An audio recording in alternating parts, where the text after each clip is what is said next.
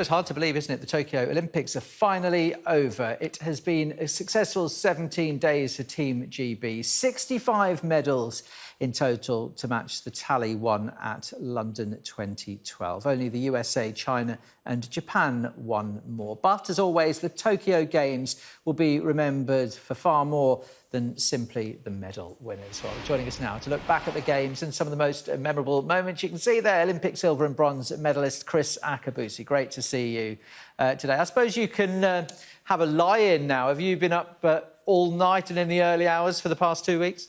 Oh, Nick, I've been absolutely glued to it. I've loved every minute of it. And particularly it came to life for me as an athlete, you know, watching the 2 weeks of the Athletic Olympiad and some great performances. Let's talk about Jason Kenny. I'm gathering we should do. Left it to the last day. Many didn't think he'd do it, but there he is, getting gold and the most decorated Olympian ever.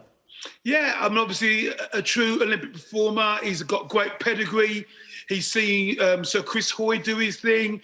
He's obviously was inspired by people like, oh gosh, goes from but the rowers Redgrave and Pinsett, and he's realised I can do this. You know, I can be top of that tree. So it's a brilliant accolade for him and great for United Kingdom. And talking about Laura as well, wasn't quite to be today for her, but hugely successful in her own right, hasn't she been? And indeed being the flag bearer for Team GB at the closing ceremony. Yeah, as I say, it's a great duo there. You know, they. I remember actually when they got together from the 2012 Games, you know, and the surprise in Laura when she actually won in 2012. You know, a fantastic Olympiad for us. And then she's gone on with her husband now to set so many records between them. It's a great feat and great for them as a household and great for us as a nation. Yeah, what else has caught your eye on the track and field? High jump final, perhaps, or No. Nick, for me, the performance of the Games, Karsten Warholm in the 400-metre hurdles, totally obliterated the world record, and basically what we saw there was a Roger Bannister moment. You know, for what he has done is rewritten the rules of 400-metre hurdling. It makes people like myself realise that when we were doing it, with all due respect, we were jogging. You know, we were of our time, and we're competing under what we thought was peak performance. But we're 2 seconds behind this guy. I mean, it's just absolutely phenomenal what he's done. And you know, I still hold a British record, but not for long. Now that people have seen what he's done, I predict there's going to be a whole host of performances now of people running 46 and a half, trying to get into that 45 seconds. A phenomenal feat that if you're not really linked to the 400 hurdles, you can't quite understand. If I say Edwin Moses, who ran 122 consecutive finals, undefeated for 10 years, double Olympic champion, would have been 10 to 12 metres behind Karsten Warholm, you can understand the feat of that man. Well, that's a huge accolade, a huge tribute you're paying there, obviously, with your successes. So we've had successes in sports that we haven't had before. What about the boxing yesterday? Galal Yafai, the young Brummie. Yeah, it was absolutely brilliant, and I loved, you know, seeing him and his brother interacting. Quite clearly a guy on a mission, and yet when it happened, couldn't actually believe it.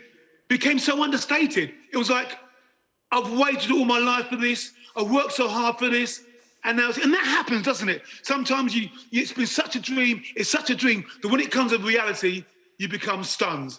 Very, very humble in victory there, wasn't he? And a huge success for a number of sports, as I say, that haven't been recognised before, and we've done better. I suppose this Olympics, we've done better in some than we expected, and perhaps worse in others. I'm thinking the rowing, perhaps this time, not as good.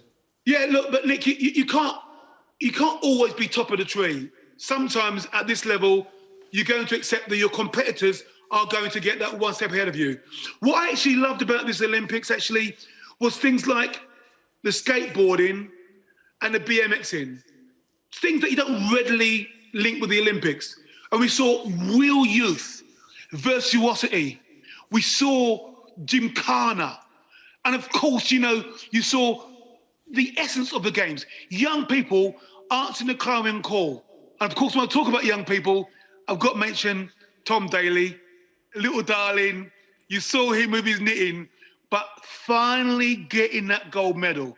Step by step, inch by inch, it's plugged away, and Tom is now Olympic gold medalist. What does it mean for somebody getting gold after so long of trying, so many years, so many Olympics? Well, I think, you know, whether it's gold or whether it's like Holly Birch when you get a bronze medal, or Laura Meal when she gets a silver, what it actually does, it says all the work that you've done, all the people that supported you, the coach, the managers, the agents, the friends, the family, the training partner, the physios, all of those people, they didn't do it in vain. That they spotted that talent, they invested in that talent, and the fruition came down at the end of the line. Now, these guys might go on and do some phenomenal stuff, but when you've done 2, 3 Olympiads and you've been that close, it's great to get that far. And of course, we've got Paris just 3 years away, given the fact that these Olympics were delayed by 12 months. Yeah, and you know, what we saw for some people, that the delay of last year came too late for them, and yet the delay of last year gave opportunities for others. Again, in the athletics, you got Keely Hutchinson and Gemma Riki, who really matured in a period when last year they might not have been ready.